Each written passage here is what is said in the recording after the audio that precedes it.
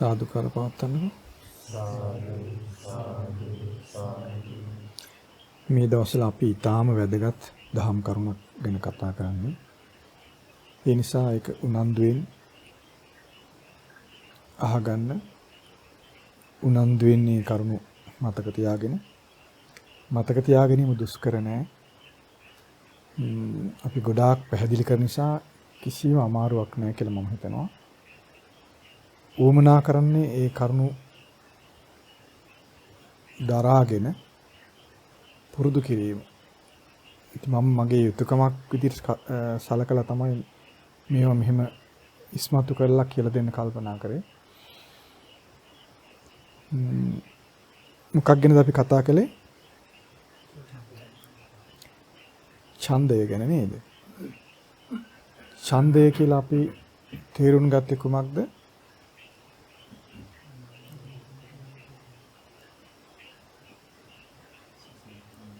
ඡන්දය කියලා අපි තේරුම් ගත්තේ කුමක් ගැනද? රාග ද්වේෂ මොහ දුරු කිරීම, නිවන අවබෝධ කිරීම, එහෙම නැත්නම් අරහත්ත්වයටපත් වීම. තවදුරටත් අපි තේරුම් ගත්තොත් විමුක්තියටපත් වීම. විමුක්තිය සම්පූර්ණ කර ගැනීම තමයි ඡන්දය කියලා අපි තේරුම් ගත යුත්තේ. ඡන්දය ඇති කර ගැනීමෙන් ඒ සඳහා වන වීරිය ඇතිවන බව අපි තේරුම් ගත්තා. ඡන්දයත් වීරියත් හොඳින් පවතින කෙනාට ඒ අරමුණ ඇති කර ගැනීම පිණිස වන සිත ඇති වෙනවා. එතකොට ඒ සම්බන්ධ කරන විමසා බැලීම ඊටාම සාර්ථකව කරන්න පුළුවන්කම තියෙනවා. ඡන්දය දුර්වල වෙද්දී වීරිය දුර්වල වෙලා යනවා. එහෙම නේද අපි කතා කරන්නේ නේද? ඡන්දය දුර්වල වෙනකොට වීරිය දුර්වල වෙනවා. ලිහිල් වෙනවා. તો ඡන්දයත් වීරියත් දුර්වල වුණාම ලිහිල් වුණාම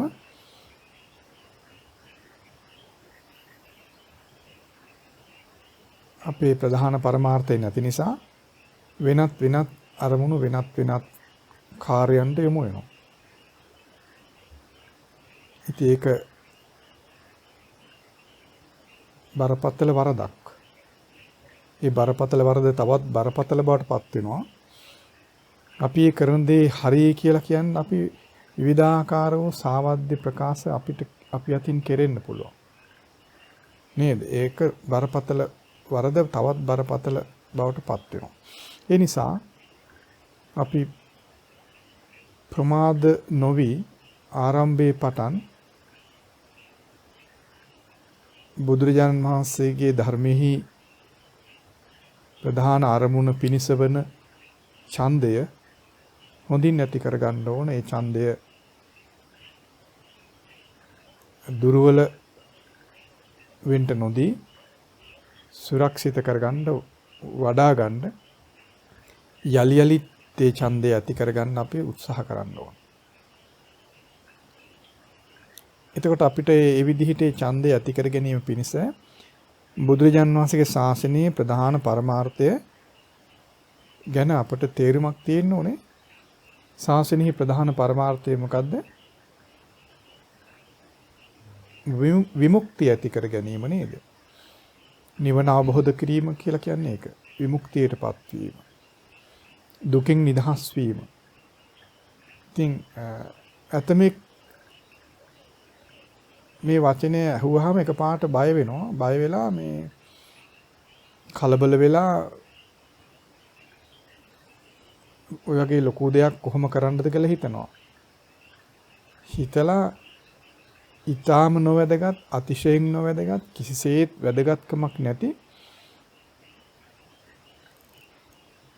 හිස් දේවල් වටිනා දේවල් වගේ කරනවා.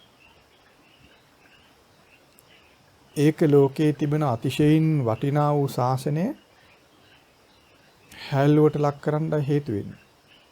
නේද? බුදුරජාණන් වහන්සේගේ ශාසනයේ තරම් වටිනා ශ්‍රේෂ්ඨ දුර්ලභ ලෝකෙට මතුවන වෙනත් දෙයක් නැහැ. එතකොට එහි සාරය නොහඳුනන කෙනා එක්කෝ ඒ සාරයට බිය වෙන කෙනා සාරය අතහැරලා නිස්සාරවත් දේවල් සාරය කියලා වැළඳගෙන තමාගේ දුර්වලකම පසක දාලා ශාසනය හැල්ලු කිරීම තුළ ලෝකේ අග්‍රවන ශාසනය අන් අයට අහිමි වෙලා යනවා. ඒක ලොකු වරදක්. ඉතින් අපි මේ බඳු වරදක් අප තුලින් අපාතින් නොවීම පිණිස කටයුතු කරන්න ඕනේ. ඒ නිසා ශාසනෙහි සාරය විමුක්තිය බව දැනගෙන ඒ විමුක්තිය ඇති කර ගැනීම පිණිස වන කැමැත්ත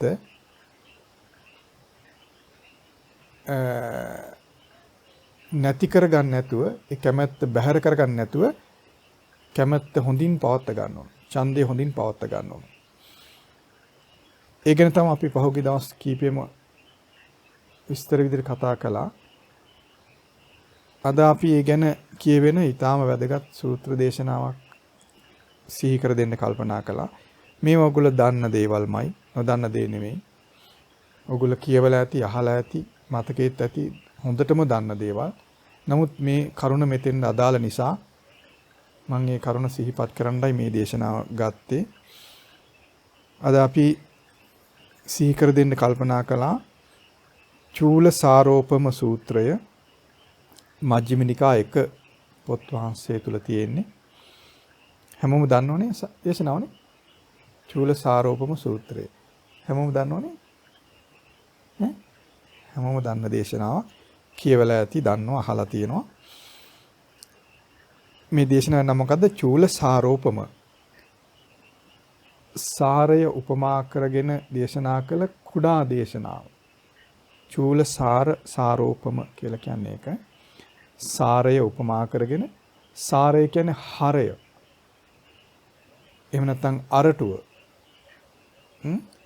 අරටුව උපමා කරගෙන කළ කුඩා දේශනාව.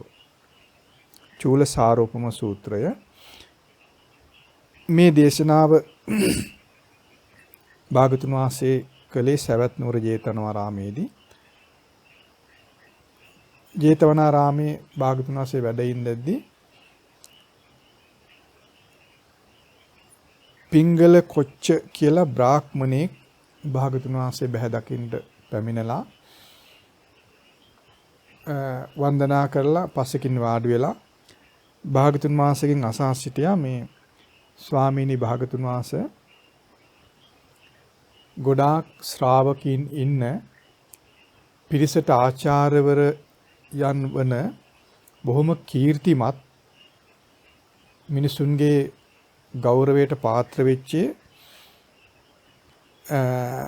ශාස්ත්‍රවරු ඉන්නවනේ ඒ කාලේ හිටිය අයගල. ඒගොල්ලෝ තමයි මේ පූර්ණ කස්සප, මක්කලි ගෝසාල, අජිත කේසකම්බලි අපි අහලා තියෙන්නේ නේද? ඒ අර ෂට් ශාස්ත්‍රුන් කියලා. අන්නේ උන්වහන්සේලා ගැන කියලා ඒ බ්‍රාහ්මණයා භාගතුන් වහන්සේ ගහනවා ස්වාමීනි මේ ශාස්ත්‍රවරු තමා තුළම තියෙන විශිෂ්ට ඥාණයෙන් සම්පූර්ණයෙන් අවබෝධයෙන් යුක්තයිද? එහෙම නැද්ද? එහෙම නැත්නම් මේ අයගෙන් ඇතැම් අය ඒ තමා තුළ තියෙන විශේෂ ඥාණයෙන් අවබෝධයකින් තියෙනවා, ඇතැම් අය අවබෝධ නැද්ද කියලා අහනවා.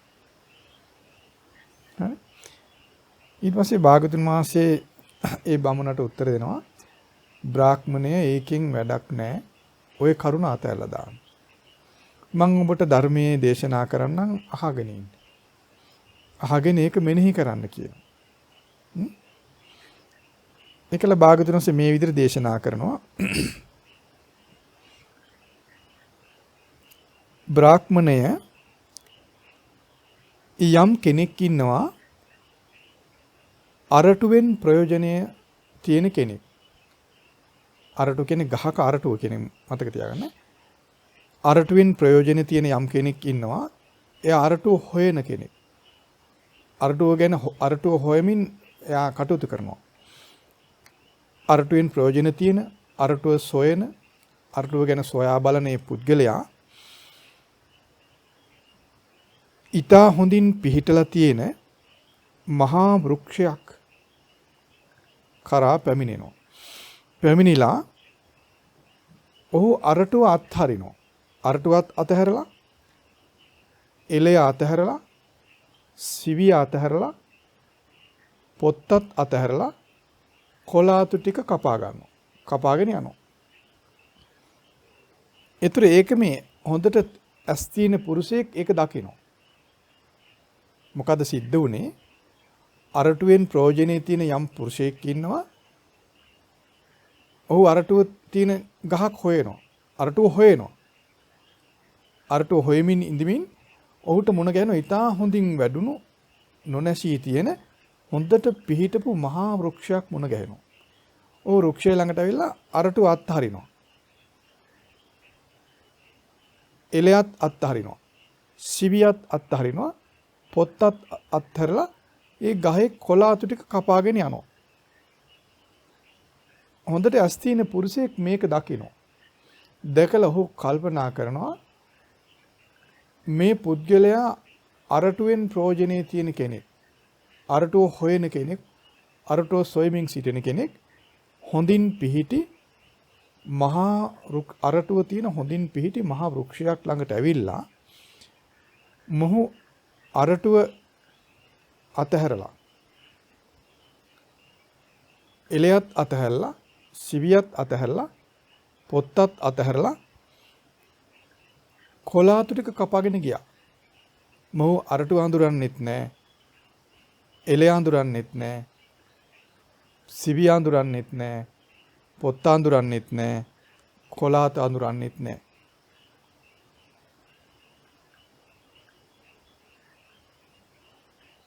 ඒතර මේ පුද්ගලයාට කොලාතු කපාගෙන ගිය නිසා මොහුට අරටුවෙන් ගන්න යම් ප්‍රයෝජනයක් ඇද්ද? අරටුවෙන් යම් ගන්න අර්ථයක් ඇද්ද? ඒක නම් ලබන්න ලැබෙන්නේ නැහැ කියලා ඒ අස්තින පුද්ගලයා කල්පනා කරනවා. ඒ විදිහට ප්‍රකාශ කරනවා. ඊළඟට භාගතුන් වහන්සේ දේශනා කරනවා බ්‍රාහ්මණය අරටුවෙන් ප්‍රයෝජන තියෙන යම් පුද්ගලයෙක් ඉන්නවා. ඔහු අරටුව හොයනවා. අරටුව සොයමින් සිටිනවා. ඔහු අරටුව තියෙන ඊටා හොඳින් පිහිටි මහා වෘක්ෂයක් ළඟට එනවා. එවිදින් ඔහු අරටුව අතහරිනවා. එලයත් අතහරිනවා. සිවියත් අතහරිනවා. පොත්ත කපාගෙන යනවා. ඒතර අස්තින පුද්ගලෙක් මේක දකිනවා. දැකලා ඔහු හිතනවා මේ පුද්ගලයා අරටුවෙන් ප්‍රයෝජනේ හොයන කෙනෙක්. අරටුවෙන් ප්‍රයෝජනක් තියෙන කෙනෙක්. අරටුව හොයන, අරටුව ගැන හොයා බලන කෙනෙක්. මොහු ඊටා හොඳින් පිහිටි අරටුව තියෙන මහා වෘක්ෂයක් ළඟට ඇවිදින් අරටුව අත්හැරලා, එලයත් අත්හැරලා, සිවියත් අත්හැරලා පොත්ත කපාගෙන ගියා. මොහු අරටුව දන්නෙත් නැහැ, එලය දන්නෙත් නැහැ, සිවිය දන්නෙත් නැහැ, පොත්ත දන්නෙත් නැහැ, කොලාතු දන්නෙත් නැහැ. අරටුවෙන් ප්‍රයෝජනේ තියෙන මෙයාට අරටුවෙන් අර්ථයක් ලබන්න බෑ කියලා ප්‍රකාශ කරනවා. තේරෙනව නේද ඒ කරුණ? ඒවා මුතින් තේරුම් ගන්න තෝරලා දෙන්න අවශ්‍ය නැහැ. තේරෙනව නේද? ඊළඟට බුදුරජාණන් වහන්සේ කියා දෙනවා බ්‍රාහ්මණය අරටුවෙන් ප්‍රයෝජනේ තියෙන යම් පුද්ගලයෙක් ඉන්නවා. ඔහු අරටුව හොයනවා. අරටුව සොයාගෙන ගිහිල්ලා ඔහුට මුණ ගැහෙනවා ඊටා හොඳින් පිහිටි අරටුව තියෙන මහ වෘක්ෂයක් මුණ ගැහෙනවා. ඔහු මේ වෘක්ෂය ළඟට ඇවිදින් අරටුව අතහරිනවා. එලය අතහරිනවා. සිවිය කපාගෙන යනවා. අස්තින පුරුෂයෙක් මේක දකිනවා. ඔහු දැකලා ඔහු කියනවා මේ පුද්ගලයා අරටුවෙන් ප්‍රයෝජනේ තියෙන කෙනෙක්. අරටුව හොයන කෙනෙක්. අරටුව සොයනවා. අරටුව තියෙන ඊටා හොඳින් පිහිටි මහා වෘක්ෂයක් ළඟට ආවා. ඇවිදින් මොහු ආවට මොහු අරටුව දන්නෙත් නැහැ. එලේ දන්නෙත් නැහැ. සිවිය දන්නෙත් නැහැ. පොත්ත දන්නෙත් නැහැ. කොලාතු දන්නෙත් නැහැ. මොහු මොකක්ද කපාගත්තේ? සිවිය කපාගෙන යනවා. මොහු අරටු දන්නෙත් නැහැ. එලේ දන්නෙත් නැහැ. සිවිය දන්නෙත් නැහැ. පොත්ත දන්නෙත් නැහැ. කොලාතු දන්නෙත් නැහැ. අරටුවෙන් ප්‍රයෝජන තියෙන මොහුට අරටුවෙන් නම් ප්‍රයෝජනයක් ලබන්න ලැබෙන්නේ නැහැ. අර්ථය ලැබෙන්නේ නැහැ කියලා ප්‍රකාශ කරනවා.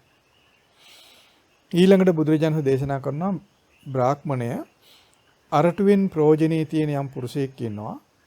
ඔහු අරටුව සොයනවා. අරටුව සොයමින් ඉන්න ඔහුට අරටුව තියෙන ඊතා හොඳින් පිහිටි මහ වෘකක් මුණ ගැහෙනවා. ඔහු ඒ වෘක්ෂය ළඟට ඇවිදින් අරටුව අතහැරලා එලේ කපාගෙන යනවා. අරටුව අතහැරලා එලේ කපාගෙන යනවා. ඒතර ඇස්තින පුරුෂයෙක් මේක දකිනවා. දැකලා ඔහු කල්පනා කරනවා මේ පුද්ගලයා අරටුවෙන් අර්ථය හොයන අර්ථයක් තියෙන කෙනෙක්. අරටුව ගැන හොයා බලන කෙනෙක් අරටුව තියෙන හොඳින් පිහිටි මහා වෘක්ෂය ළඟට එනවා. මොහු අරටුව දන්නේ එලේ දන්නෙත් නැහැ. සිවිය දන්නෙත් නැහැ. පොත්ත දන්නෙත් නැහැ. කොලාතු දන්නෙත් නැහැ. මොහු අරටුව කියලා එලේ කපාගෙන ගියා. මොහුට අරටුවෙන් ලැබෙන අර්ථයක් දුන්න ඒක ලබන්න ලැබෙන්නේ නැහැ කියලා ඔහු ප්‍රකාශ කරනවා. ඔය එලේ කපාගෙන යන්නේ. ඊළඟට භාග්‍යවතුන්ස් දේශනා කරනවා බ්‍රාහ්මණය අරටුවෙන් ප්‍රයෝජන තියෙන යම් පුද්ගලෙක් ඉන්නවා. ඔහු අරටුව හොයනවා. අරටුව සොයමින් ඉන්න ඔහුට අරටුව තියෙන ඊතා හොඳින් පිහිටි මහා වෘකක් මුණ ගැහෙනවා. මොහු ඒ වෘක්ෂය ළඟට ඇවිදින් අරටුව අඳුනගෙන අරටුව කපාගෙන යනවා. අස්තින පුද්ගලයෙක් මේක දකිනවා. දැකලා ඔහු ප්‍රකාශ කරනවා මේ පුද්ගලයා අරටුවෙන් ප්‍රයෝජනේ තියෙන අරටුව සොයන පුද්ගලයා ඊතා හොඳින් පිහිටි අරටුව තියෙන මහා වෘක ළඟට පැමිණියා. මොහු අරටුවක් දන්නවා. එලයක් දන්නවා. සිවියක් දන්නවා. පොත්තක් දන්නවා. කොලාතුත් දන්නවා. මොහු අරටුව කියලා හඳුනගෙන අරටුවම කපාගෙන ගියා. අරටුවෙන් යම් ප්‍රයෝජනයක් තියෙන්නේ යම් අර්ථයක් තියෙන්නේ ඔහුට ඒ අර්ථය ඒ ප්‍රයෝජනේ තියෙනවා කියලා ප්‍රකාශ කරනවා. පැහැදිලි නේද? ඊළඟට බුදුරජාණන් දේශනා කරනවා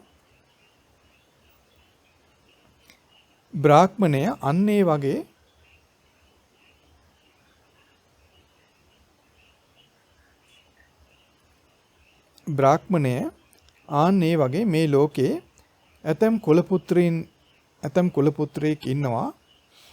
ජාති ජරා මරණ ශෝක පරිදේව දුක් දුම්නස් කියන මේ දුකෙන් පීඩාවටපත් වෙලා ඒ දුකෙන් මැඩිලා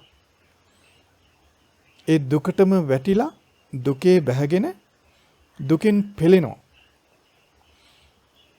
ඔහු කල්පනා කරනවා මේ දුක් රැසෙන්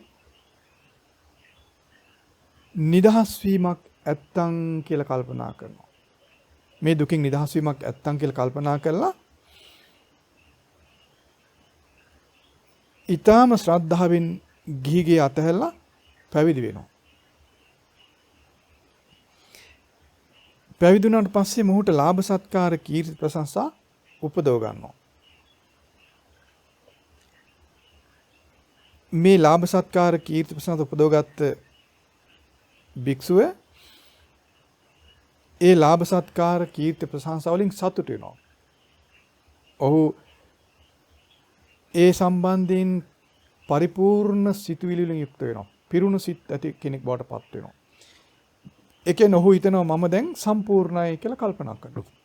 ඒකයි පිරුණු සිත් ඇතු ඉන්නවා කියලා කියන්නේ. ඔහු හිතනවා මම තමයි වාසනාව තියෙන මට ලාභයේ තියෙන කෙනෙක් කියලා ඔහු එයින් සතුටු වෙනවා. උද්දාමයටපත් වෙනවා. ඔහු හිතනවා මම මහේශාක්‍යයි කියලා තමා හොවා දක්වනවා. අනිත් භික්ෂූන්ට හෙලා දකිනවා. අනිත් අය අල්පේශාක්‍යයි කියලා හෙලා දක්වනවා.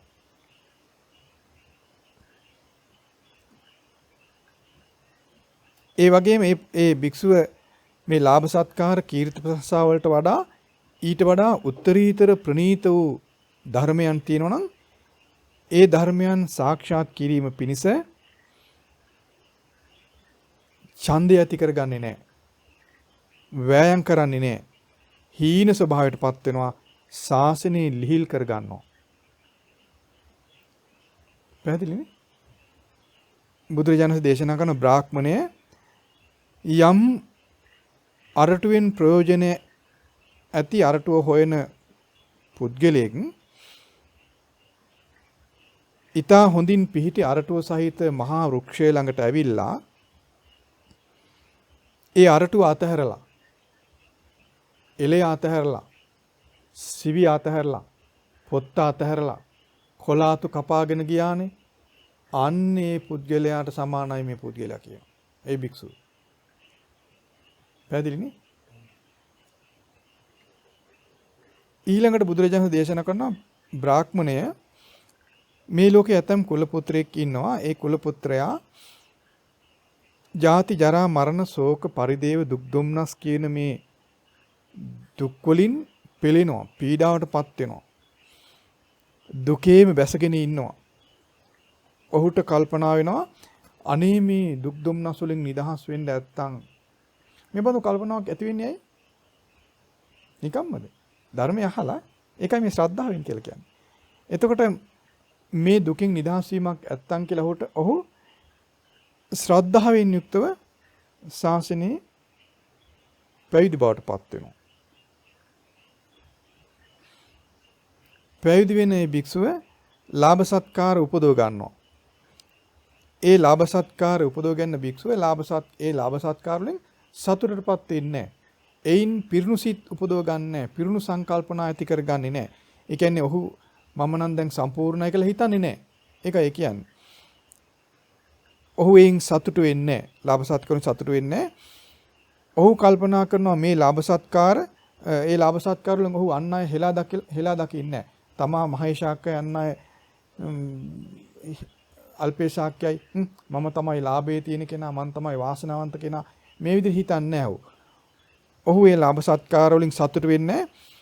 ඔහු කල්පනා කරනවා උන්වහන්සේ කල්පනා කරන මේ ලාභ සත්කාර කීර්ති ප්‍රශංසා වලට වඩා උත්තරීතර ප්‍රණීත වූ ධර්මයන් නැත්නම් ඒ ධර්මයන් ඇති කරගන්න නැත්තම් කියලා ඡන්දය ඇති කරගන්නවා. ඡන්දය උපදව ගන්නවා. වෑයම් කරනවා. නොපසුබට භාවයටපත් වෙනවා. ශාසනය ලිහිල් කරගන්නේ නැහැ. පැහැදිලිනේ? ශාසනය ලිහිල් කරගන්නේ නැහැ. උන්වහන්සේ ඒ විදිහට ලාභ සත්කාර කීර්ති ප්‍රශංසා වලට වඩා උත්තරීතුරු ප්‍රණීත වූ ධර්මයන් උපදව ගන්න නැත්තම් කියලා ඡන්දය උපදව ගන්න නිසා වෑයම් කරන නිසා ශාසනය ලිහිල් කරගන්න නැති නිසා ඒ විදිහට කටයුතු කළා සීල සම්පත්තිය සම්පූර්ණ කරගන්නවා කියලා බුදුරජාණන් දේශනා කරනවා. ඊළඟට මේ සීල සම්පත්තිය උපදව ගත්තට එතනින් ඔහු නතර වෙනවා. එතනින් නතර වෙලා ඔහු හිතනවා මම දැන් සිල්වන්ත කෙනෙක්. මම දැන් සම්පූර්ණයි. මම සිල්වන්ත කෙනෙක් මම සම්පූර්ණයි. අනිත් අය දුස්සීලයි. මං වගේ නෙමෙයි අනිත් අය දුස්සීලයි කියලා තමා හුවා දක්වන අනිත් අය හෙලා දකිනවා.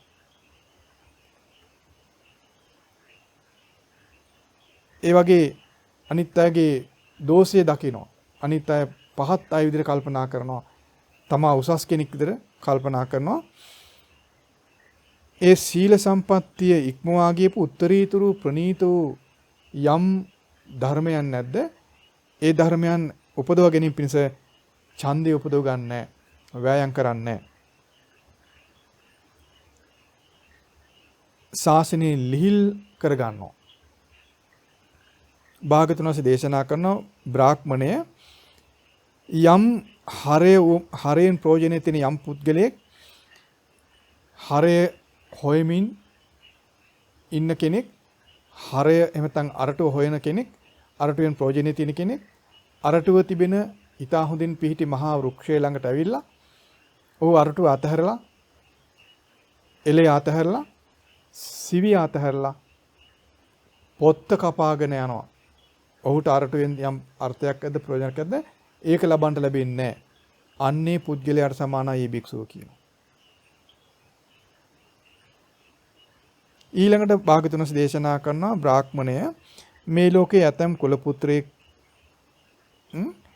ජාති ජරා මරණ ශෝක පරිදේව දුක් දුම්නස් කියන මේ දුකෙන් දැඩිව පීඩාවෙන් වාසය කරනවා.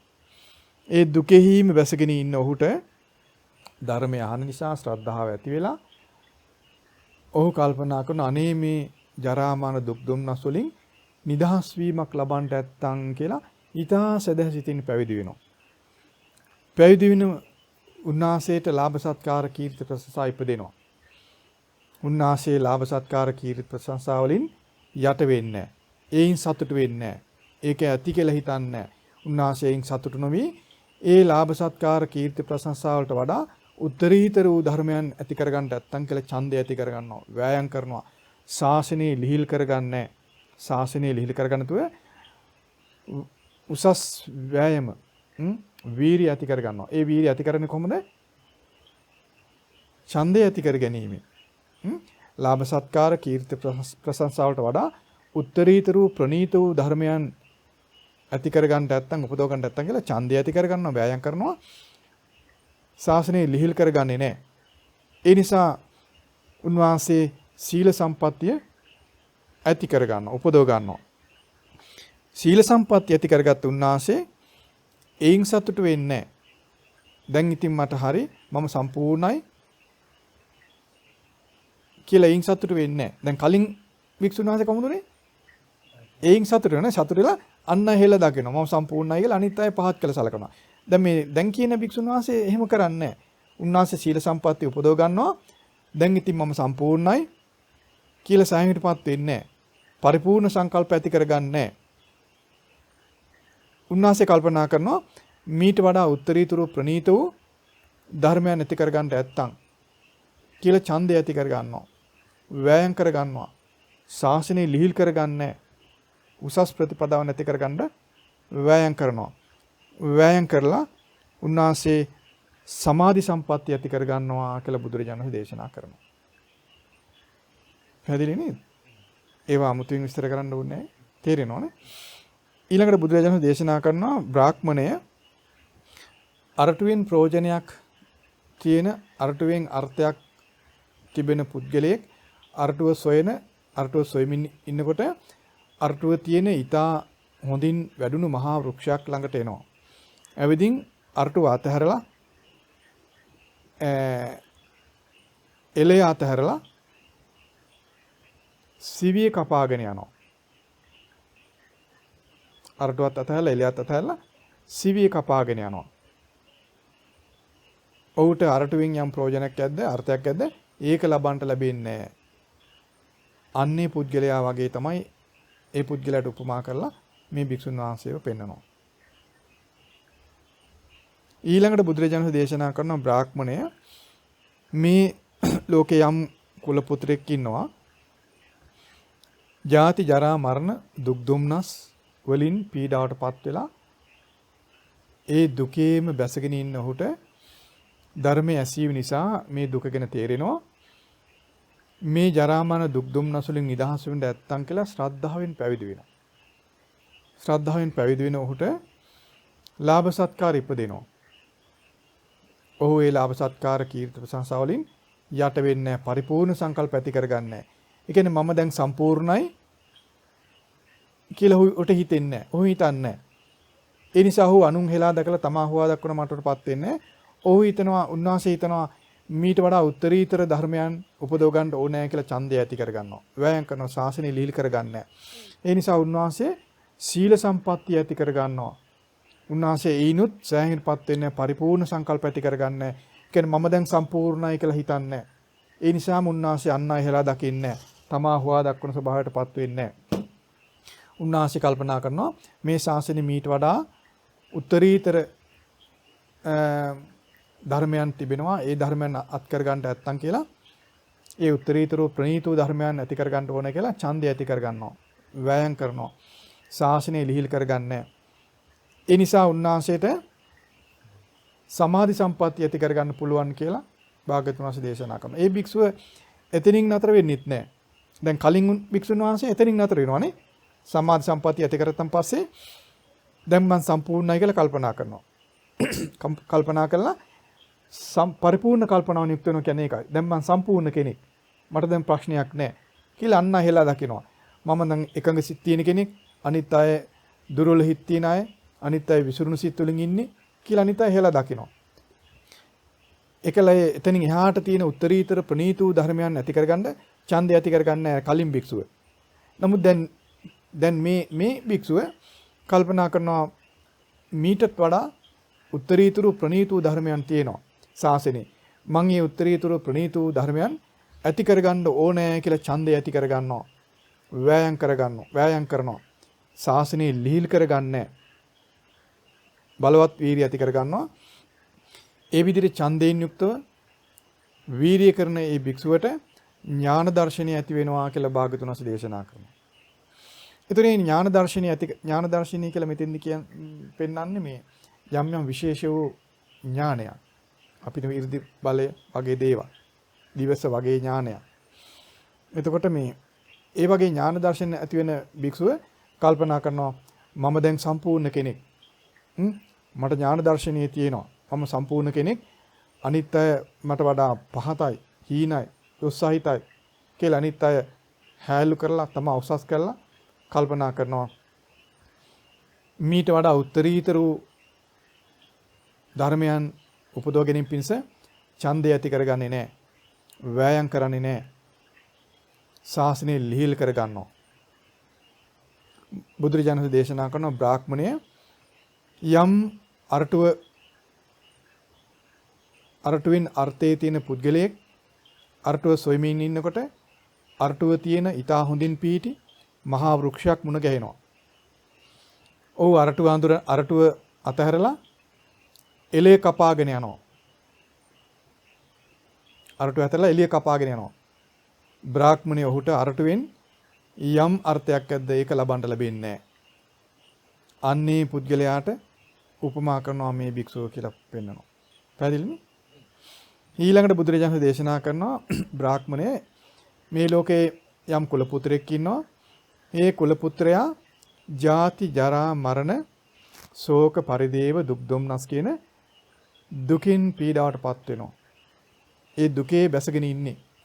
ධර්මය අහලා මේ දුකින් නිදහස් වෙන්න නැත්තම් කියලා ඊටා සදහසිතින් පැවිදි වෙනවා. අපි වගේනේ. ඒ වගේනේ. නේද? මේ ලෝකේ පැවිදි වෙන බොහෝ දෙනා එහෙම නේද? ඉතින් ඒ වගේ දැන් මේ කියන වික්ෂුවත් ඒ ජාති ජරා මරණ දුක් දුම්නස් කියන දුක් දුම්නස් වලින් පීඩාවටපත් වෙලා ඒ දුකේ බැහැගෙන හිටපු කෙනා ධර්මය අහනවා. ධර්මය අහලා කල්පනා කරනවා අනේ මේ ජාති ජරා මරණ දුක් දුම්නස් වලින් නිදහස් වීමක් ලබන්න ඇත්තම් කියලා කල්පනා කරලා ඊටා සදහසිතින් පැවිදි වෙනවා. පැවිදි වෙන මේ භික්ෂුවට භාග්‍යතුන් වහන්සේ දේශනා කරන ලාභ සත්කාර කීර්ති ප්‍රශංසා ඉපදිනවා. ඒ භික්ෂුවේ ලාභ සත්කාර කීර්ති ප්‍රශංසා වලින් Taman සම්පූර්ණ කෙනෙක් කියලා කල්පනා කරන්නේ නැහැ. පරිපූර්ණ සංකල්ප ඇති කරගන්නේ නැහැ. ඒකට යට වෙන්නේ නැහැ. උන්වහන්සේ කල්පනා කරන මීට වඩා උත්තරීතර ප්‍රණීත වූ ධර්මයන් ඇති කරගන්න නැත්තම් කියලා ඡන්දය ඇති කරගන්නවා. වෑයම් කරන ශාසනය ලිහිල් කරගන්නේ නැහැ. ඒ නිසා උන්වහන්සේට ඒ ලාභ සත්කාර කීර්ති ප්‍රශංසාවට වඩා ඉහළ වන සීල සම්පත්තිය ඇති වෙනවා. ඒ සීල සම්පත්තියෙන් උන්වහන්සේ සෑහීමටපත් වෙන්නේ මම දැන් සම්පූර්ණ කෙනෙක් අනිත් අයට වඩා උසස් කෙනෙක් කියලා පරිපූර්ණ සංකල්ප ඇති කරගන්නේ. උන්වහන්සේ හිතනවා මීට වඩා උසස් ධර්මයන් ඇති කරගන්න ඕන කියලා ඡන්දය ඇති කරගන්නවා. වෑයම් කරනවා. ශාසනය හැලු කරගන්නේ නැහැ. ඒ නිසා උන්වහන්සේට සමාධි සම්පත්තිය ඇති වෙනවා. ඒිනුත් සෑහීමටපත් වෙන්නේ නැහැ භික්ෂුව.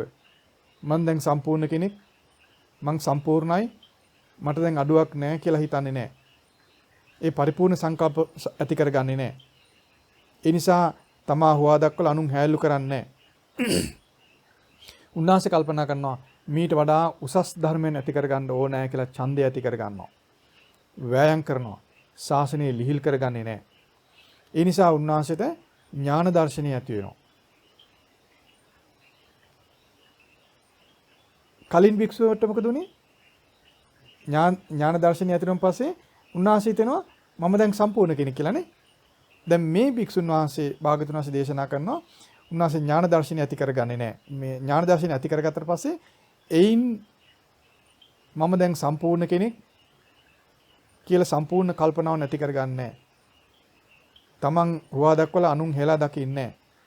උන්වහන්සේ කල්පනා කරනවා මේ ඥාන දර්ශනයට වඩා උත්තරීතර ප්‍රණීත ධර්මයන් උපදව ගන්න ඕනෑ කියලා ඡන්දය ඇති කර ගන්නවා. වෑයම් කරනවා. ශාසනය ලිහිල් කරගන්නේ නැහැ.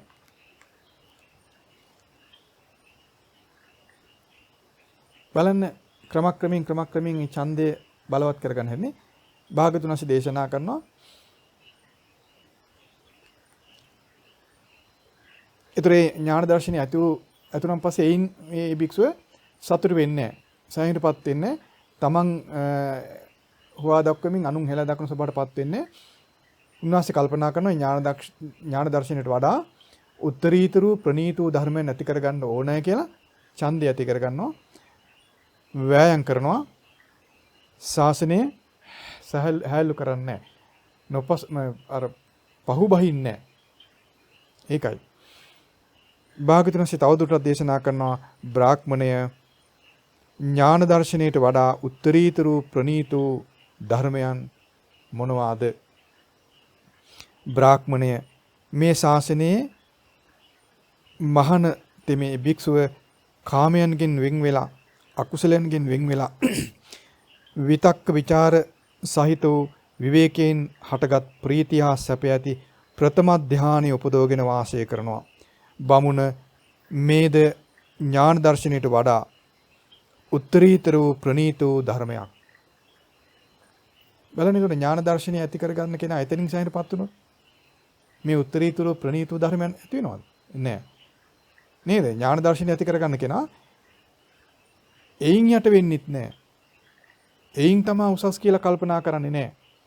එයින් තමයි පරිපූර්ණ කෙනෙක් කියලා කල්පනා කරන්නේ නෑ.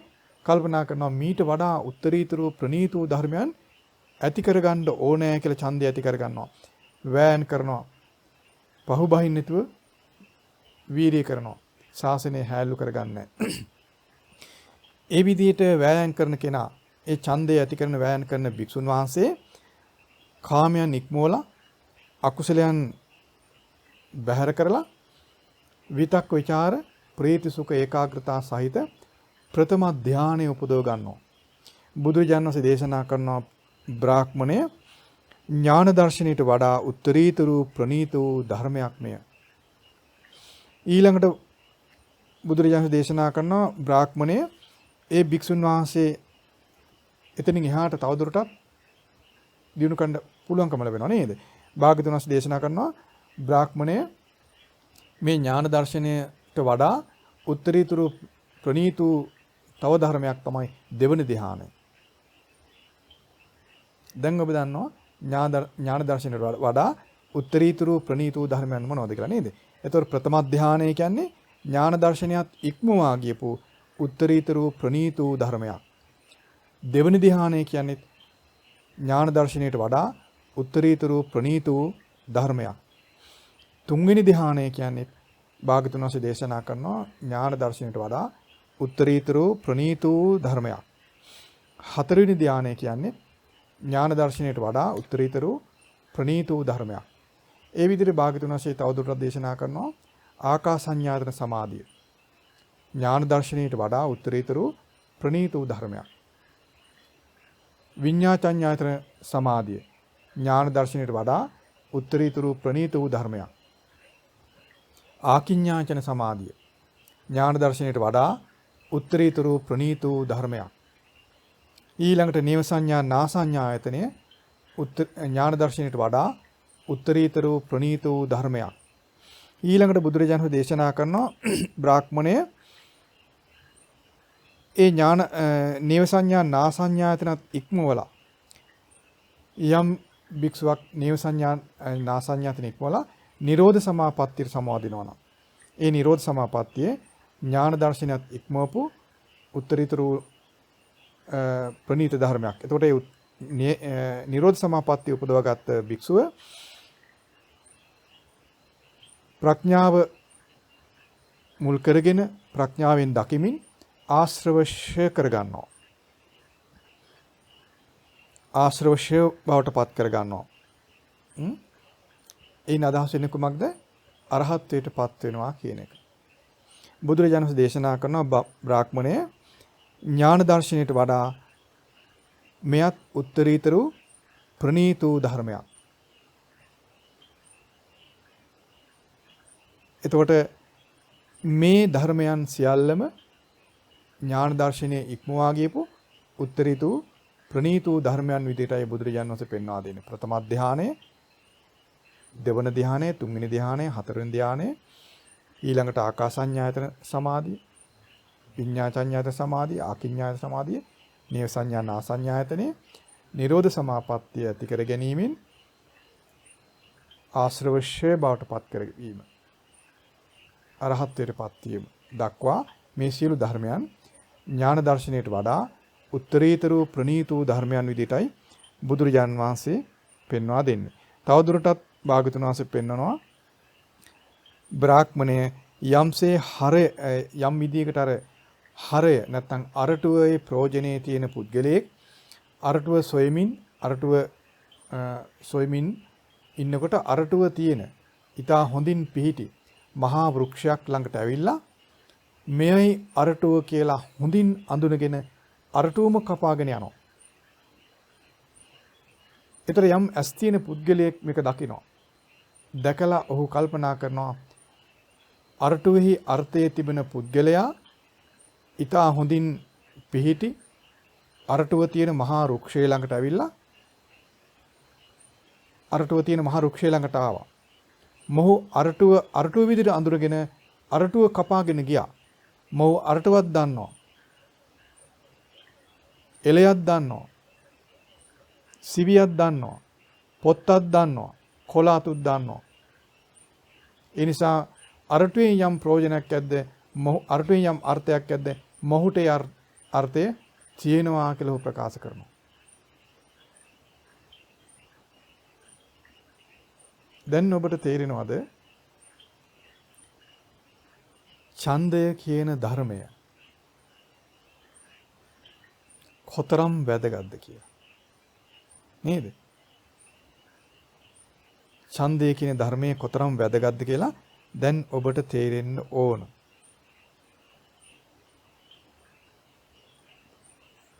භාගතුන් වහන්සේ තවදුරටත් දේශනා කරනවා බ්‍රාහ්මණය මේ බඹසර, ඒ කියන්නේ බඹසර කියන්නේ බුදුරජාණන් වහන්සේගේ ශාසනයෙහි උතුම් පැවිදි භාවය. මේ බඹසර ලාභ සත්කාර කීර්ති ප්‍රශංසා අනුසස් කොට ඇත්තේ නොවේ. ඒ කියන්නේ බඹසර ජීවිතයේ නැත්නම් භික්ෂු ජීවිතයේ ලාභ සත්කාර කීර්ති ප්‍රශංසා සඳහා නොවේ. ඒක නෙවෙයි ඒකේ ආනිසංශය. සීල සම්පත්තිය අනුසස් කොට ඇත්තේ නොවේ. ශීල සම්පත්තිය නෙවෙයි භික්ෂු ජීවිතයේ ආනිසංශය. ඒ කියන්නේ භික්ෂු ජීවිතයේ ලාභ සත්කාර සඳහා නෙවෙයි. ශීල සම්පත්තිය සඳහා නෙවෙයි. සමාධි සම්පත්තිය අනුසස් කොට ඇත්තේ නොවේ. ඒ කියන්නේ සමාධි සම්පත්තිය භික්ෂු ජීවිතයේ ආනිසංශයේ අර්ථය නෙවෙයි. ඥාන දර්ශනීය අනුසස් කොට ඇත්තේ නොවේ. ඒ කියන්නේ භික්ෂු ජීවිතයේ ආනිසංශයේ අර්ථය ඥාන දර්ශනයේ නෙවෙයි. බමුණ යම් මේ අකෝප්‍ය වූ චිත්ත විමුක්තියක් වේද බමුණ මේ බඹසර එය ප්‍රයෝජනය කොට සිටියේය. ඒ සාරයයි. ඒ කෙලවරයි. එහෙනම් වෙනස් නොවන නොපිරිහෙන යම් චිත්ත විමුක්තියක් ඇද්ද ඒ විමුක්තිය තමයි බඹසර ජීවිතයේ සාරය. ඒ බඹසර ජීවිතයේ ප්‍රයෝජනේ එයයි. බඹසර ජීවිතයේ කෙලවර එයයි කියලා බුදුරජාණන් පෙන්වා දෙනවා. ඒ නිසා ඇත්තටම ධර්මය අහලයි මේ සියලු දෙනා පැවිදි වුණේ. නේ? මමත් ඔබ වහන්සේලා හැම කෙනෙක්ම ධර්මය අහලමයි පැවිදුනේ. අපි කිසිසේත් මේ කිසි කෙනෙක් ධර්මයේ නොඅසා පැවිදි වුණා කියලා හිතන්නේ. ගොඩක් බණ අහලා පැවිදුනේ. පොඩ්ඩක් නෙමෙයි. ඇත්තටම මට වඩා බණ අහලා ඔයගොල්ලෝ පැවිදුනේ. මම ඔච්චර බණ අහලා පැවිදුන්නේ නැහැ. මම පැවිදි වෙද්දී ඔයගොල්ලෝ තරම් බණ අහලා තිබුණේ නැහැ. ඔයගොල්ලෝ මට වඩා ගොඩාක් බණ අහලා පැවිදුනේ නිසා ඔයගොල්ලෝ වාසනාවන්තයි. අතිශයින් වාසනාවන්තයි. ඒතර ඔය හැම කෙනෙකුටම ඒකාන්තයෙන්ම ශාසනයෙහි එහෙම නැත්නම් බඹසර ජීවිතයේ අග්‍ර ඵලය ගැන කැමැත්තක් ඇතුව මහණුණා කියලා අපි විශ්වාස කරමු. ඒ අග්‍ර වූ ඵලය එහෙම නැත්නම් සාරය කුමක්ද කියලා දැන් ඔබට තේරෙන්න ඕන. මොකද්ද බඹසර ජීවිතයේ අග්‍ර වූ ඵලය? සාරය මොකද්ද? නොපිරිහෙන චිත්ත විමුක්තිය ඇති කර ගැනීම. අරහත්ත්වයට පත්වීම. නිකලස් භාවයට පත්වීම. නිවන අවබෝධ කිරීම. ඒතර ඒ තමයි බඹසර ජීවිතයේ සාරය. කෙලවර. ඒක තමයි බඹසර ජීවිතයේ ප්‍රයෝජනය. දැන් භාග්‍යවතුන් වහන්සේ ඒ කෙල්ලෙන් ප්‍රකාශ කරනවානේ බඹසර ජීවිතයේ ලාභ සත්කාර කීර්ති ප්‍රශංසා ආනිසංස කරගෙන නෙවෙයි පවතින්නේ. එනම් ලාභ සත්කාර කීර්ති ප්‍රශංසා මොන වගේද? අරටුව තියෙන මහා වෘක්ෂයක කොළාතු වගේ. එහි ප්‍රයෝජනය මොකද්ද? එහෙනම් ලාභ සත්කාර කීර්ති ප්‍රශංසා වලින් සතුටු වෙලා මම දැන් වැදගත් කෙනෙක්, මම දැන් සම්පූර්ණ කෙනෙක්, මම දැන් මහේශාක්‍ය කෙනෙක්, මම දැන් පිළිගත් කෙනෙක්, අනිත් අය හීනයි, අනිත් අය නොපිළිගත්, අනිත් අය අප්‍රකට අය කියලා කල්පනා කිරීම. බඹසර ජීවිතයේ සාරය ලබා නොගත් නුවණැත්තාගේ ප්‍රශංසාව හිමි නොවන ස්වභාවයක්.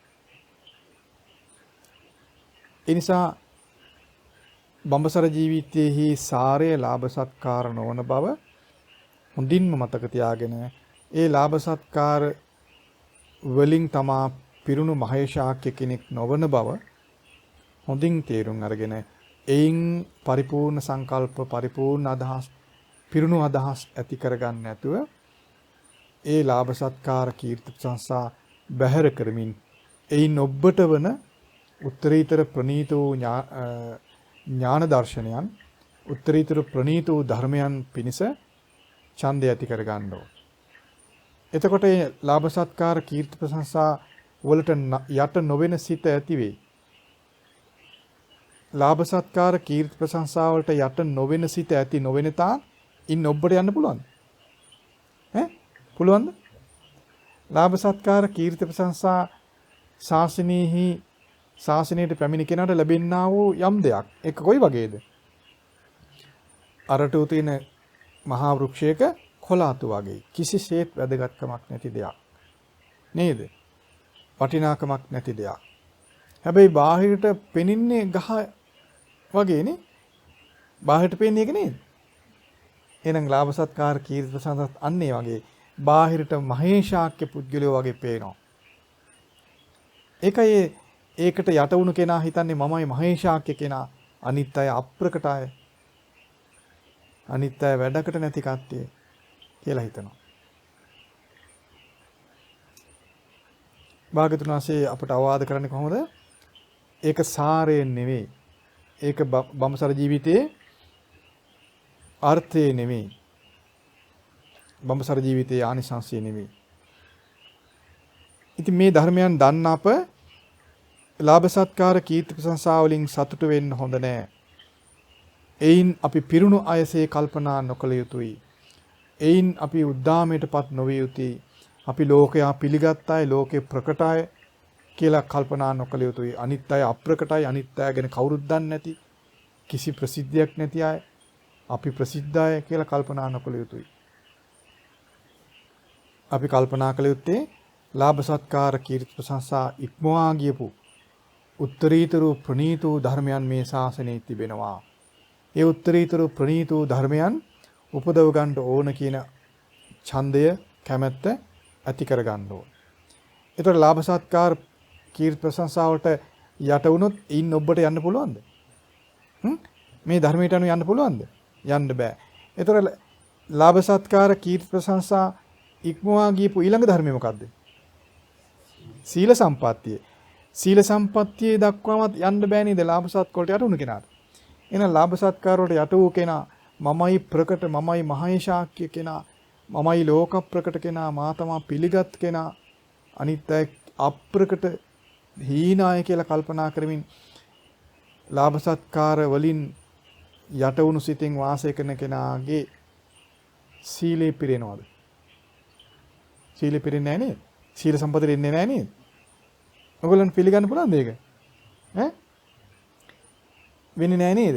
සීලේ නොපිරී සුගතිරවත් යන්න පුළුවන්ද? බෑ නේද? සුගතිරවත් යන්න බෑ. ඒ නිසා මේ ධර්මයෙන් අපි හොඳට ඉගෙන ගන්න ඕන. එතකොටයි අපි කොහෙද ඉන්නේ, අපි මොකද්ද කළ යුත්තේ කියලා මේ හාත්පස පේන්න ගන්න. නැත්තම් අපි අන්ධයින්සේ නේද? අන්ධයින් බවට පත් වෙනව නේද? අන්ධයින් බවට පත් වෙලා අපි මහා උජාරුවට ජීවත් වෙන්න කල්පනා කරනවා. ඇත්ත ඇත්තටින් දකින්න පුළුවන්කම ලැබෙන්නේ නැහැ. ධම්මස වැහිලා යනවා. ඒ නිසා තමයි මේ ධර්මයන් අපි ඉගෙන ගන්න ඕන. මේ ධර්මයෙන් ඉගෙන ගන්නකොට ධර්මයේ ඉගෙන ගන්නවා කියන්නේ ධර්මයේ පිළිගන්නවා කියන එක. නිකන් පාඩම් කරගෙන මේක දැනගෙන සිටීම නෙමෙයි.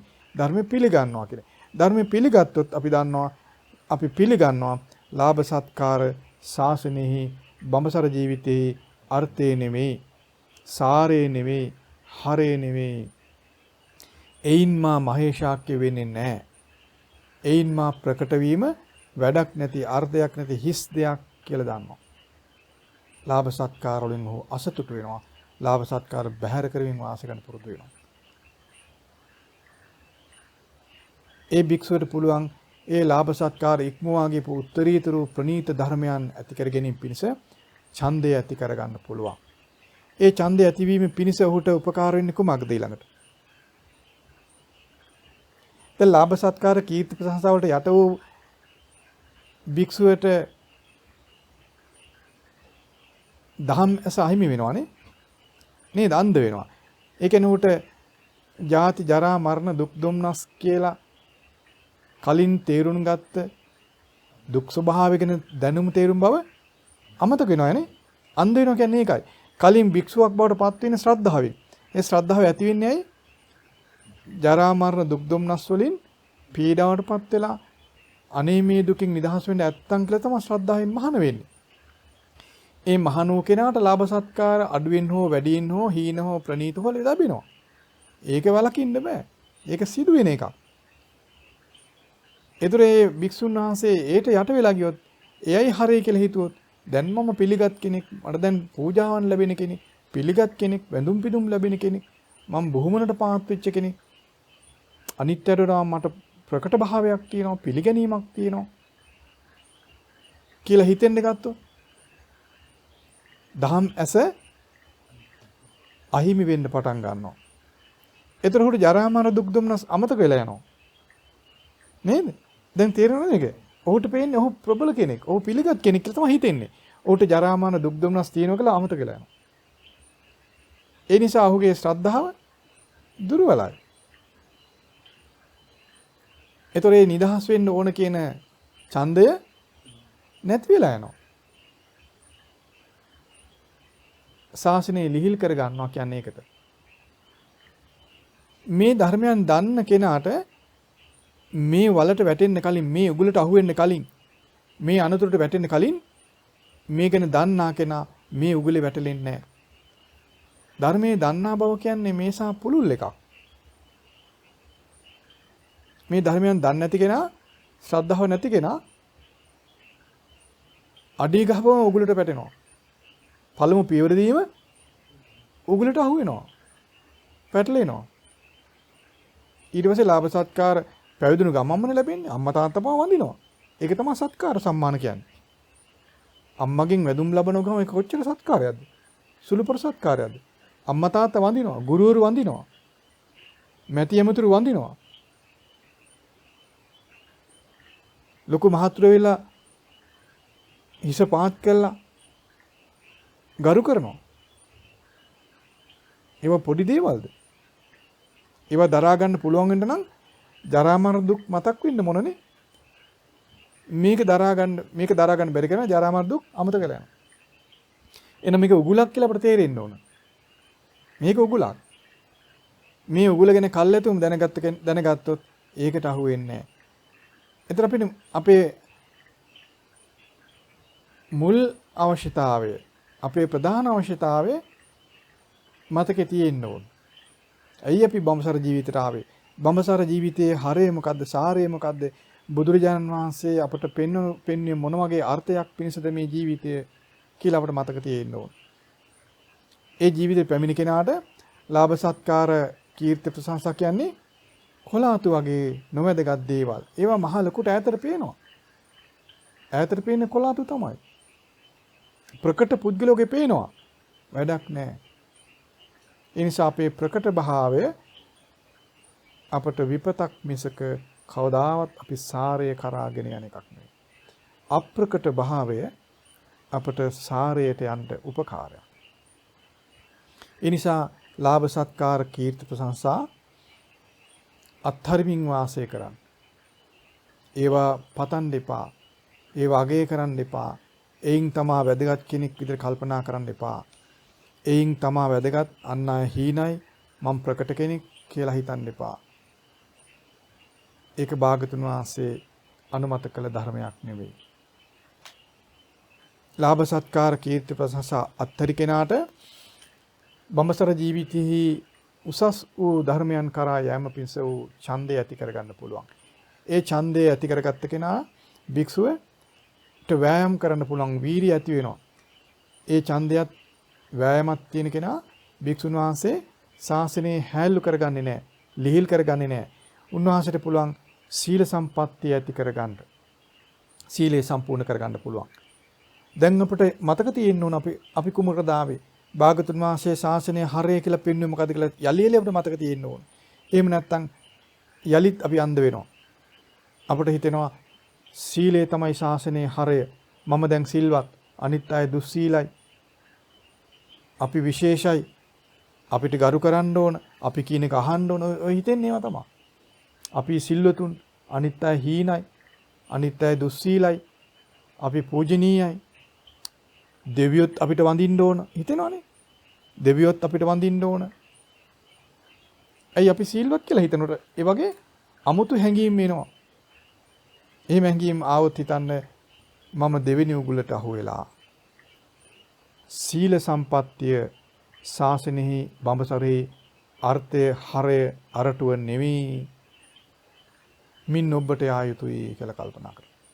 දුකින් නිදහස් වීම විමුක්තිය නිවන අවබෝධ කිරීමයි අරටුව සාරය. දුකින් නිදහස් වීමයි සාරය කියලා කල්පනා කරන්න. ඉතින් මේ වගේ මේ ක්‍රමක්‍රමයෙන් ඉදිරියට යෑම පිණිස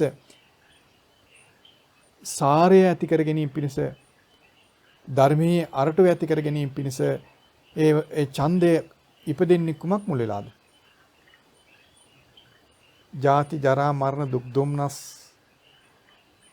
ගැන දන්නා බවෙන්මයි. ඒ දුක් දුම්නස් ගැන දන්න දකින්න ස්වභාවයෙන්මයි, වෙන එකකින් නෙවෙයි. එතනින් අපි පටන් ගන්න බඹසර ජීවිතේ එන්නේ ඒක නිසා නේද? ජරා මරණ දුක් දුම්නස් ගැන අහලා තමයි අපි බඹසර ජීවිතේ එන්නේ. මේ ජරා මරණ දුක් දුම්නස් වලින් නිදහස් වෙන්න නැත්තම් කියලා ඒ ශ්‍රද්ධාව නිසා තමයි එන්නේ. ඒකම අපිට මතක තිබුණොත් ඒ ධර්මයේම යලි අපි මතකේ තියාගෙන ඉන්නවා නම්, ඒ ධර්මයේම අපි යලි හොඳින් සේවනය කරනවා නම් මේ උගලට අහු වෙන්නේ නැහැ. ලාභ සත්කාර වලට අහු වෙන්නේ නැහැ. සීල සම්පත්තිය නිසා එයින් අපි යට වෙලා අන් අය හෙලා දකලා අපි උසස් දැන් අපි සම්පූර්ණයි කියලා අර පරිපූර්ණ සංකල්පයන්ට එන්නේ නැහැ. අපිට එතනින් එහාට යන්න පුළුවන්කම ලැබෙනවා. දැන් සීල සම්පත්තිය ඇති කරගන්න නැතුව සමාධි සම්පත්තියට එන්න පුළුවන්. සමාධි සම්පත්තියට එන්න බෑ. සමාධි සම්පත්තිය ඇති කරගත්ත කෙනාට එයින්මත් වුණොත් ඒත් එතනමයිනේ නේද? ඒතර අපිට තේරෙනවා සමාධි සම්පත්තිය කියන්නේ සමාධිය කියලා කියන්නේ ශාසනයේ හරය, සාරය, අරටුව නේද? කෙලවර නෙවෙයි කියලා බුදුරජාණන් වහන්සේ පෙන්වා දෙනවා. හැබැයි මේවා බොහොම බලගතු දේවල්, පොඩි දෙයක් නෙවෙයි. ඒ බලගතු නිසා තමයි කෙනෙක් හිත යට වෙන්නේ. ලාභ සත්කාර කියන්නේ බලගතු දෙයක්. දැන් අම්මා තාත්තගෙන් වැඳුම් ලබනවා, මහා මිනිසු වඳිනවා. ලොකු සල්ලිකාරෝ, ධනවතුන්, උගතුන් බලපුලුවන්කාරෝ ඇවිල්ලා දෙකර නෙමෙලා වඳිනවා. මේක ලොකු දෙයක්. මේකට යට නොවි ඉන්න නම් ඊට වඩා බල සම්පන්න හිතක් තියෙන්න ඕන. ඒ බල සම්පන්න ඡන්දයක් තියෙන්න ඕන. නැති කෙනාට අර දෙයට අහු වෙනවා. ගොළු බෙල්ලෙක් පර්වතයකට අහුණා වගේ යට වෙලා යනවා. ගොඩ ගන්න බැරි වෙනවා. එතකොට අපි ශාසනයේ හරය, ශාසනයේ අරටුව, ශාසනයේ කෙලවර මෙයයි කියලා ඉතා හොඳින් දන්නවනම්, ඒ ගැන දැනුම අත්හරින්න නැත්නම්, ඒ ගැන දැනුම අපි යලි යලි උපදව ගන්නවනම්, ඒ දැනුමින් යුක්තව නිතර වාසය කරනවනම් ලාභ සත්කාර වලට යට නොවී ඉන්න පුළුවන්. සීල සම්පත්තිය ඇති කරගන්න පුළුවන්. සීල සම්පත්තියෙන් ආඩම්බරයටපත් නොවි අනුන් හෙලා දකින්න නැතුව නිහතමානීව ඉන්න පුළුවන්. ඒතර සමාධි සම්පත්තිය ඇති කරගන්න පුළුවන්. සමාධි සම්පත්තියෙන් යට නොවි අනුන් හෙලා දකින්න නැතුව නිහතමානීව ඉන්න පුළුවන්. ශාසනයේ හරය අරටුව මෙයයි කියලා අපි තුල දැනුම තියෙනවා නම්, ඒ කල්පනාව තියෙනවා නම්, එතකොට ඒ සමාධි සම්පත්තියෙන් යුක්ත කෙනාට යම් විදිහකින් ඥාන දර්ශනයක් ඇති වුණොත්, ඒ ඥාන දර්ශනයට යට නොවි ඉන්න එක ලේසි වෙන්නේ නැහැ. ශාසනයේ අරටුව දන්නවනම්, දන්නේ නැත්නම්, ශාසනයේ හරය දන්නේ නැත්නම් ඥාන දර්ශනයේ ඉපදුන කෙනාට එයින් බේරෙන්න බෑ. ලාභ සත්කාර වලින් බේරෙන්න බැරි කෙනා කොහොමද ඒසා දුර ගමනක් ගිහින් බේරෙන්නේ නේද? එහෙනම් ඥාන දර්ශනයේ වැනි බල සම්පන්න දෙයකනුත් යට නොවි ඉන්න පුළුවන්කම තියෙනවා. ශාසනයේ හරය, ශාසනයේ අරටුව ගැන අපට දැනුමක්, අවබෝධයක්, කැමැත්තක්, ඡන්දයක් තියෙනවා. බලන්න මේ ඡන්දය මිනිසෙක් මොනතරම් බල සම්පන්න කරනවද නේද? නිවන පිණිස වන කැමැත්ත මිනිසෙක් අතිශයින් බල සම්පන්න කරනවා. ඍජු කියලා කියන්නේ ඒකටයි. ඍජු වන ගති ගුණ. උජුපටිපන්න භාවය මොනතරම් බල සම්පන්න දෙයක්ද කියලා දැන් තේරුම් ගන්න. ඒ ඍජු ගුණේ නැති කෙනා වක්‍ර භාවයට පත් වෙන විදිය හිතා ගන්න බෑ.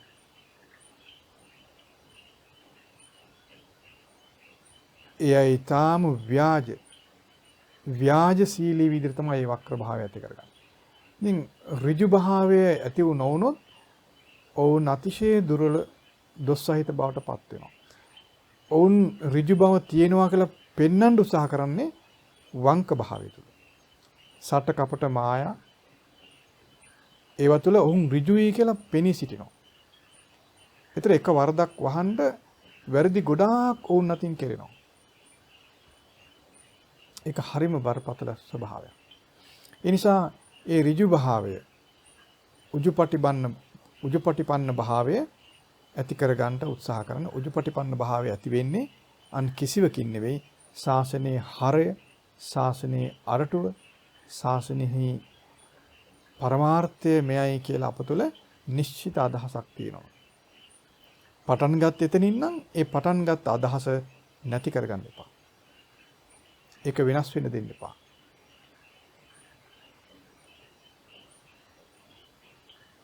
ඒ අදහස යටපත් කරන තරම් බල සම්පන්න දේ මොන කෙහෙන්න පුළුවන්. යුද්ධයට යන සොල්දාදුවා වගේ. යුද්ධයට යන සොල්දාදුවාට යුද ජයග්‍රහණය ගැන ඉලක්කයක් තියෙන්න ඕන. යුද ජයග්‍රහණය ගැන ඉලක්කය නැති කෙනා, ශක්තිමත් නැති කෙනා, ඒ පිණිස ඒ ගැන ඒ යුද්ධයෙන් ජයග්‍රහණය කිරීම පිණිස සන්නද්ධ නැති කෙනා පියවරෙන් පියවරට එයාට මුණ ගැහෙන සතුරු සේනා බලවත්. සතුරන් පියවරෙන් පියවරට බලවත් වෙනවා මිස පියවරෙන් පියවරට දුර්වල වෙන්නේ නැහැ. සතුරු සේනාවේ යම් දුරක් දක්වාම සතුරන් බලවත් වෙමින් තමයි පවතින්නේ. බලවත්ම තැනින් සතුරන් නැසුවට පස්සේ එතනින් එහාට සොල්දාදුව පහතට එන්නේ නැහැ. එතනින් එහාට සතුරන් නසාගෙන ජයග්‍රහණය කර යන්න පුළුවන්. ඒක හැටි. ඒක ලෝකේ හැටි. ඕන සතුරු කණ්ඩායමක් ක්‍රමක්‍රමයෙන් බලවත් වෙමින් තමයි යන්නේ. ඔවුන්ගේ බල කොටුව දක්වා. මුලටම එවන්නේ බල සම්පන්නයි නෙමෙයි. නමුත් යුද්ධයට යන කෙනාට ඒක දුර්වල නම් ඒ මුල්ම දුර්වල කණ්ඩායමටම යට වෙලා යනවා. ඒ නිසා ලාභ සත්කාර කීර්ති ප්‍රශංසා වලට යට නොවෙන කෙනා ඊළඟ මුණ ගැහිනදී සීල සම්පත්තිය. ඒකට යට නොවී ඉන්න ඕන. ඊළඟට මුණ ගැහෙන්නේ මොකද්ද? සමාධි සම්පත්තිය. ඒකට යට නොවී ඉන්න ඕන. ඊළඟට ඥාන දර්ශනය. ඒකට යට නොවී ඉන්න ඕන. ඒට යට නොවී ඉන්න කෙනාට එතනින් ඔබට යන එක අමාරු වෙන්නේ නැහැ. ඇයි එතනින් ඔබට යන එක අමාරු නොවෙන්නේ?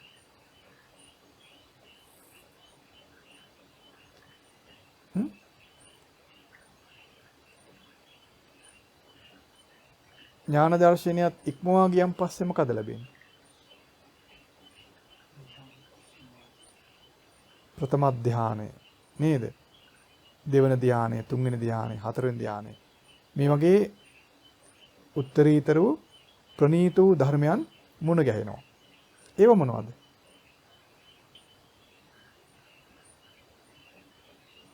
ඒ නිවන් මඟ. ඒ ජයග්‍රහණයේ මාර්ගය. ධර්මයේ දන්න කෙනා ඒ මාර්ගය ඉතා හොඳින් පුරුදු කර ගන්නවා. ඒත් Taman සාර්ථකයි කියලා එතනින් මත් නොවි ඒ දිනු කර ගන්න ඕන. පැහැදිලි නේද? දැන් හොඳට තේරුම් ගන්න මේ ලාභ මේ ඡන්දය කියන ධර්මය අපි දැන් දවස් දෙකක් ඊට වැඩි දවස් 3ක් කතා කළානේ. දවස් 3ක් කතා කළා. ඊට කලිනුත් මම මිටින් ඊට කතා කරලා තියෙනවා. එතකොට අද තවදුරටත් ඒ ගැන තේරුම් කළේ මේ ධර්මයේ තරම්ම වැදගත්. දැන් දහම් දැනුමේ වැදගත්කම තවදුරටත් තේරෙනව නේද? දහම් දැනුම නැතුව යන ගමන කොයි වගේද? අන්ධකාරයමක්ම නේ. අන්ධකාරයමක්ම නේ. පැවිදි වෙනවා මුලින්ම ලැබෙන්නේ මොනවද? ලාභ සත්කාර කීර්ති ප්‍රශංසා ලැබෙනවා. දහම් දැනුම නැත්නම් ඉතින් යට වෙනවනේ. ඒකට යට වෙනවා. ඒක වළක්වන්න බෑ. එයා හිතන මන් දැන් පිළිගත් කෙනෙක්. නේද? පිළිගත් කෙනෙක් කියලා ලැබෙනවා. ඊට පස්සේ වැඩි වැඩියෙන් ලාභ සත්කාර ලැබෙනවා. තවත් පත් වෙනවා. අඩුවෙන් ලැබෙන කෙනා හෙලා දකිනවා අහවලා දුර්වලයෙක් මම පිළිගත් කෙනෙක් කී විදිහට හිතනවා. අරටෝ ලබා ගන්න බෑ කවදාවත්. අරටෝ කරා යන්නේ නැහැ. ඒ නිසා හොඳින් තේරුම් අරගෙන මේ ධර්මයන් අමතක කරගන්න එපා. අමතක කරගන්න නැතුව ශාසනීය හරය අරටුව සම්පූර්ණ කර ගැනීම පිණිස වන ඡන්දය හොඳින් නැති කරගන්න. ඒ සඳහා මොකද්ද වමනා කරන්නේ? ආර්ය සත්‍ය ගැන දැනුම. ආර්ය සත්‍ය චතුරාර්ය සත්‍ය ධර්මයේ ගැන දැනුම යලි ඇති කරගන්න ඕන. දුක්ඛාරය සත්‍ය ගැන දැනුම නේද? දුකින් නිදහස් වීම ගැන උනන්දුවක් ඇති වෙන නම් දුක්ඛාරය සත්‍ය ගැන දැනුම ඉතා හොඳින් තියෙන්න ඕන. නේද? ඒ නිසා දුක්ඛාරය සත්‍ය හොඳින් තේරුම් ගන්න, ඉගෙන ගන්න, මතක තියාගන්න. යලි ඒ දුක ගැන කියන ධර්මයන් තේරුම් ගනිමින් තම තමන්ගේ ජීවිතවලට ගලපමින් ඒ ධර්මයන් තේරුම් ගන්න බලන්න. ඒතර වරදින්නේ නැහැ. ඒතර ක්‍රමක්‍රමයෙන් ඉස්සරහට යන්න පුළුවන්. හොඳයි.